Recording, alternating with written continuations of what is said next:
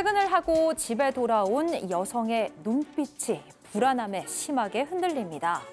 시끄러운 TV 소리에 바닥엔 맥주 캔이 나뒹굴고 있는데요. 조심조심 안방에 들어가 보니 누군가 침대에 벌러덩 누워 있습니다.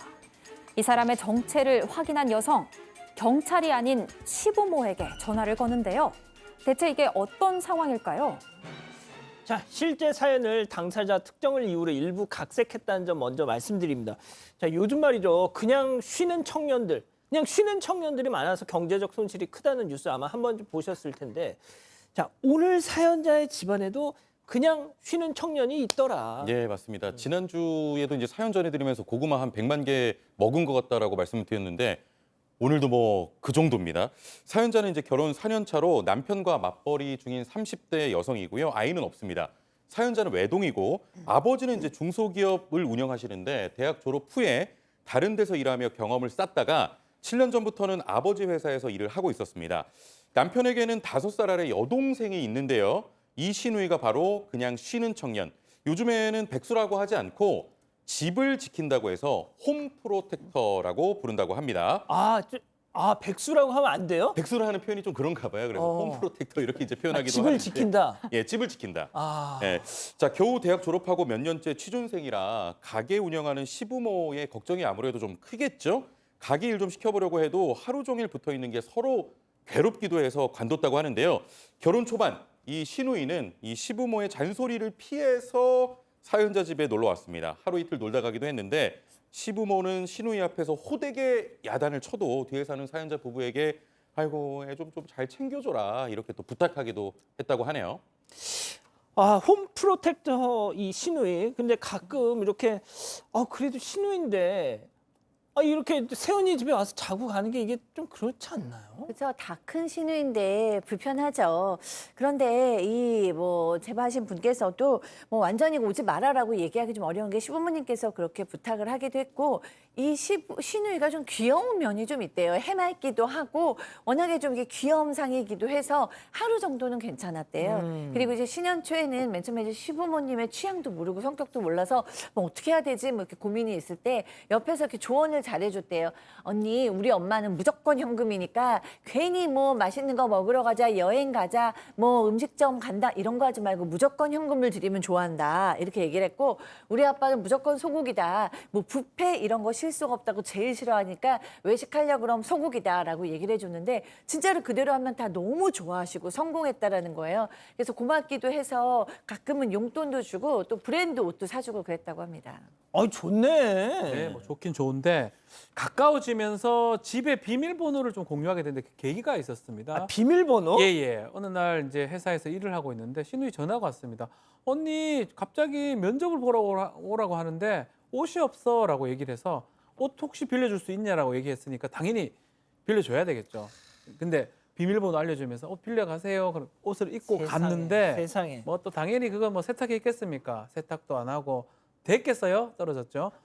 그렇게 반납을 했는데 그러려니 했다고 합니다. 근데 어느 날 퇴근을 해서 집에 갔는데 집에 가자마자 깜짝 놀랐다고 해요. TV가 켜져 있었고 음식하고 맥주 캔 같은 게 막 굴러다녀서 뭐지? 집이 왜 이러지? 출장 갔던 남편이 왔을 리도 없는데 그래서 안방으로 좀 들어가 봤어요. 보니까 시누이가 벌러덩 저렇게 침을 흘리면서 누워서 자고 있는 모습이 보였습니다. 온단 말도 없었는데 시누이 깨워도 꿈쩍도 않고 해가지고 결국은 시부모한테 바로 전화를 했다고 합니다. 전화했더니 전화를 했더니 시어머니가 안 그래도 거기 갔는지 물어보려던 참이었다라고 하면서 오늘도 시아버지랑 한바탕 하고 시누이가 전화기도 꺼놓고 집을 나갔다는 겁니다. 일단 거기 있는 거 알았으니까 일어나면 잘 타일러서 집에 보내라고 하시길래 남편도 없고 화를 낼 순 없으니까 잘 타일러서 돌려보냈다고 합니다. 그런데 몇 주 뒤 주말 저녁에 오랜만에 남편이랑 같이 TV를 보고 있는데 시누이가 갑자기 연락도 없이 찾아왔습니다. OTT 드라마 새로 나온 게 있어서 세연이랑 같이 보려고 왔죠. 집에서 눈치도 보이고 여긴 TV가 커서 볼맛이 나잖아요. 이렇게 말하면서 왔대요. 남편은 제가 철딱서니가 없어 하면서도 배달 음식까지 시켜주더랍니다. 사연자는 이러다가 시누이가 계속 올까 봐 좀 겁이 나기 시작해서 OTT 요금제를 바꾸고 시누이가 이제 다른 곳에 있어도 볼 수 있게 계정을 공유를 해줬습니다. 아, 그냥 너 사는 데서 봐라. 네, 그러니까 이게 나름대로 눈치를 준 거죠. 아. 집에 오지 말고 우리 집에 오지 말고 다른 데서 봐라 하고 눈치를 어. 준 건데 시누이는 아싸 돈 굳었다 하면서 오히려 좋아했다고 합니다.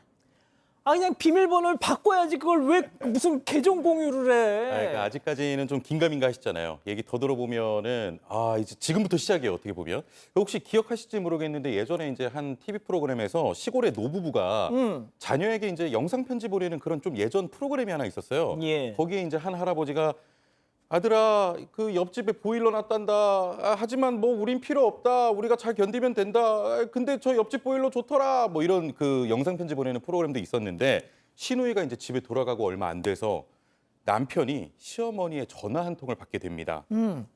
그 요즘에 그 스마트 TV라는 게 있다던데 그걸로 뭐 영화도 볼 수 있냐? 뭐 이렇게 이제 전화가 왔다는 거예요. 예. 그러니까 이제 TV 바꿔달라는 걸 이제 돌려서 얘기를 하신 거죠. 그러니까 사연자는 왠지 아가씨가 우리 집 TV 보고 얘기한 것 같다라고 했지만 남편은 에이 설마 본가 TV가 오래되긴 했으니 바꿔드리자라고 했고요. 그래서 결국 바꿔드렸는데 이후에도 시어머니에게 연락이 오는 걸 가만히 듣고 있자면 같이 사는 사람 아니면 모르는 내용들을 얘기해서 처음에 남편이 시시콜콜 시어머니에게 얘기 하나 했는데 알고 보니 범인은 시누이였습니다. 아니 이게 어떻게 된 거예요, 교수님? 그러니까 시누이가 막 한 달에도 며칠씩 와서 자고 그랬잖아요. 어. 그러다 보니까 자연스럽게 생활 패턴을 알게 된 거예요. 시누이 언니가 몇 시에 퇴근을 하고 오는지, 아침에는 뭘 먹고 가는지, 회식은 있는지, 배달 음식은 얼마나 시키는지 알게 된 거예요. 근데 그걸 다 이제 얘기를 한 거죠. 맨 처음에는 시어머니께서 전화 오셔서 니네 먹을 거 없지? 뭐 먹을 것 좀 갖다 줄까? 배달 음식 몸에 안 좋으니까 자주 시켜 먹지 말아라. 또 어느 날은 너네 빈속으로 출근하면 하루 종일 힘들어서 안 된다라고 얘기를 하시는 거예요. 그럴 때 뭔가 찝찝했는데 알고 보니까 시누이가 다 갖다 잃는 겁니다. 너무 화가 나서 따졌어요. 어떻게 그럴 수가 있냐. 그랬더니 아니 엄마가 너무 꼬치꼬치 물어보니까 얘기 안 할 수가 없었어요 라고 얘기했어요. 남편한테 아니 너무 괘씸하다. 내가 그렇게 믿고 다 잘해줬는데 그러니까. 어떻게 잃느냐. 다시는 못 오게 해. 그랬더니 남편이 어떻게 동생을 못 오게 하냐 그러면서 따끔하게 주의를 줄게 라고 얘기를 했는데 어쨌든 기분이 나빠서 남편하고도 좀 냉랭한 분위기가 며칠 이어졌다고 합니다. 결국 이 시누이 때문에 부부싸움을 했습니다.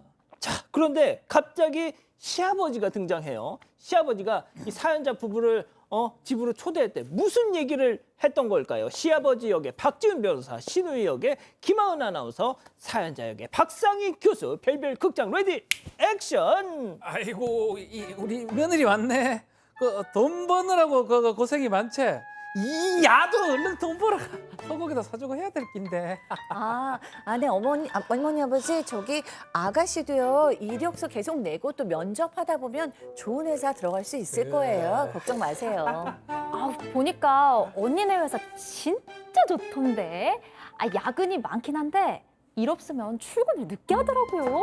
그자 그 야근 또 그렇게 한다는 게 그만큼 일이 많다는 거고 그만큼 회사가 탄탄하다는 거야. 그래서 말인데 그 사돈 회사에 우리 그 한이 자리 하나 없나? 아가씨를 저희 아빠 회사예요? 좋잖아.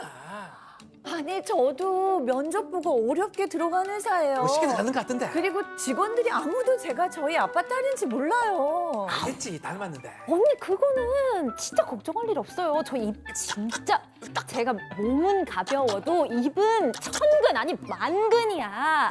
또 눈치도 빠르고 맘 먹고 하면 일 얼마나 잘하는데요.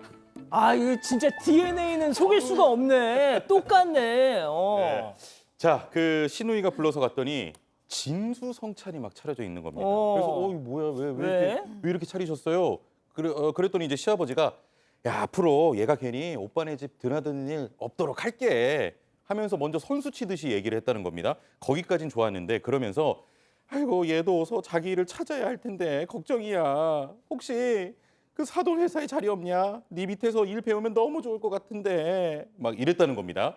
안 그래도 시누이가 전부터 언니네 회사 월급이 어떠냐, 직원 몇 명이냐, 회사에 대해서 코치코치 물었는데 그게 스쳐 지나가면서 아찔했다고 합니다. 사연자는 저도 면접 보고 들어갔고요. 회사에서도 제가 대표님 딸인 거 아무도 몰라요. 아버지한테 그런 부탁 해본 적도 없고 곤란합니다라고 했더니 시누이, 시어머니, 남편까지 아유 말이나 좀 꺼내봐라고 조르기 시작했다고 합니다. 아, 교수님. 네, 뭐 이거는 답은 정해져 있는 거죠. 뭐요? 불가능한 거죠. 왜냐하면 장기적으로 봤을 때 미래의 행복을 봤을 때 아무도 행복한 일이 없어요. 왜냐하면 일단 이 시누이도 여기서 얼마나 적응할 수 있지 실력이 되지 않는 상태에서 얼마큼 갈 수 낙하산이라는 얘기 들을기도 어렵고 결국에는 잘릴 수도 있단 말이에요. 그렇게 되면 더 불편하고 그다음에 이 시부모님들도 사돈댁에 보내놓고 얼마나 정말 잡을 안 서기겠어요.